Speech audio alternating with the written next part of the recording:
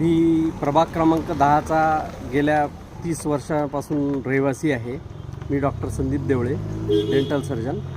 आमच्या प्रभागामध्ये जोपर्यंत नगरसेवक होते तोपर्यंत ठीक होतं। आता प्रशासक जेव्हापासून आले किंवा ह्या मधल्या 5-6 वर्षाच्या काळात, 4-5 वर्षाच्या काळात साफसफाईचा अक्षरशः बोजवारा उडालेला आहे। इकडे झाडणारे वगैरे नुसतं रस्त्याने चक्रा मारून जातात आणि माझी आयुक्तांना आणि होणाऱ्या भावी नगरसेवकांना सुद्धा ही विनंती राहील की आमच्याकडेच फक्त हा असा एरिया आहे जीवनज्योती कॉलनीचा आणि बगीचाचा एरिया की ज्याच्यामध्ये पेविंग ब्लॉक नाही, इकडे धूळेचं खूप साम्राज्य आहे, रस्त्याची अवस्था वाईट आहे आणि पूर्वीच्याही नगरसेवकांनी पाहिजे असं जेवढं पाहिजे होतं तेवढं लक्ष दिलं नाही।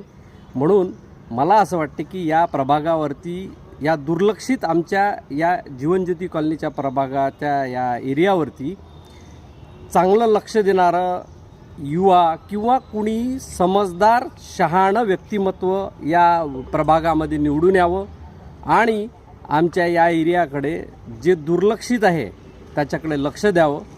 कारण प्रस्थापित म्हणा किंवा जुने म्हणा, आता आम्ही ही यातना गेल्या 30 वर्षापासून भोगतोच आहे।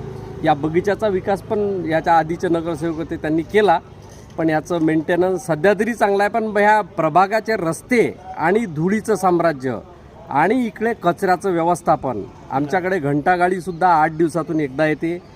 ह्याला साफसफाईची काहीही आमच्या प्रभागामध्ये त्यांचं लक्ष नाही आणि वारंवार विनंत्या आणि महानगरपालिकेच्या पोर्टलवरही काही टाकलं तरी ते काही रिस्पॉन्स करत नाही।